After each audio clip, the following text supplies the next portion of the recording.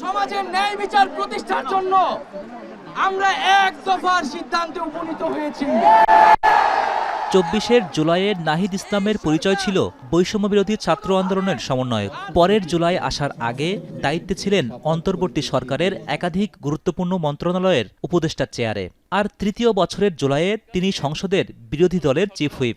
ছাত্র জনতার অভ্যুত্থান ও অভ্যুত্থান পরবর্তী নানা ঘটনার সম্মুখ সারির এই চরিত্র এখন টেলিভিশনের কাছে তুলে ধরেন প্রাপ্তি ও অপ্রাপ্তির নানা খতিয়ান। আমরা মনে করি আমাদের অনেক সীমাবদ্ধতা বা কিছু জায়গায় ভুল ছিল। অন্তর্বর্তী সরকারের জুলাইয়ের আকাঙ্ক্ষা বাস্তবায়নে পথের কাঁটা ছিল রাজনৈতিক দলগুলো। নাহিদ ইসলামের ভাষায় সরকারের ভিতরে থেকেই রাজনৈতিক দলগুলোর সাথে আঁতাত করে বাধা দেওয়া হয়েছে সংস্কারে। যাদের সহযোগিতা আমরা চেয়েছিলাম 5ই আগস্টের পরে এবং প্রধান দল হিসেবে যারা এখন রাষ্ট্র ক্ষমতায় আছে, তো তাদের থেকে তো সেই সহযোগিতাটা সেই সময় আসেনি। তো অন্তর্বর্তী সরকারের ভিতরেও আমাদের কাছে এমন কিছু লোক হয়তো ছিল যারা সংস্কারের বিপক্ষেই কাজ করেছে বা যারা নানা রাজনৈতিক শক্তির সাথে আঁতাত করে চলেছে। নোভা এলইডি টিভি, ঝকঝকে ছবি, নিখুঁত শব্দ, 5 বছরের ওয়ারেন্টি। নোভা মানে সঠিক মান, নিশ্চিত সেবা।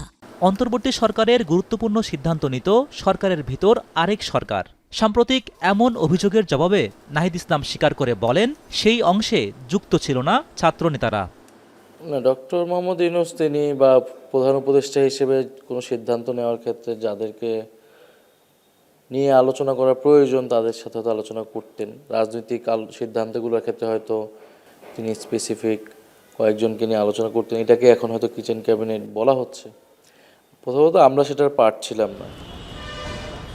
তবে সরকারের কয়েকজন উপদেষ্টা নিজেদের দপ্তরের ব্যর্থতার দায় এড়ানোর জন্যই কিচেন ক্যাবিনেটের নামে অভিযোগ সামনে আনছেন। পাল্টা অভিযোগ নাহিদ ইসলামের। তার প্রশ্ন, কাজের সুযোগ বঞ্চিত এসব উপদেষ্টারা কেন সে সময় পদত্যাগ করেনি? এখন অনেকের ইন্টারেস্ট কনফ্লিক্ট হয়েছে, অনেকে এখন এসে যারা বড় বড় কথা বলে, তাই মনে করি তাদের সেই সময় মুখ খোলা উচিত ছিল। তারা যদি কোনো কাজ করতে না পারে বা তাদের সেই সময় রিজাইন করা উচিত ছিল। এখন দায় না নেওয়ার জন্য মানে অন্তর্বর্তী সরকার এখান থেকে দায়টা দেওয়া হচ্ছে কিচেন ক্যাবিনেট, এখান থেকে দায়টা দেওয়া হয় ডক্টর মোহাম্মদ ইউনূস, কখনো দায় দেওয়া হয় ছাত্র নেতৃত্বদের। এইটা হচ্ছে বল পাসিং হচ্ছে। তবে সরকারের প্রভাব বিস্তারকারী সেই কুশীলব কারা, এমন প্রশ্নের উত্তর এড়িয়ে যান নাহিদ ইসলাম। সেটা তো আমরা ছিলাম না, যেহেতু আমি তো আর জানি না। হোসেন জাহিদ, এখন, ঢাকা।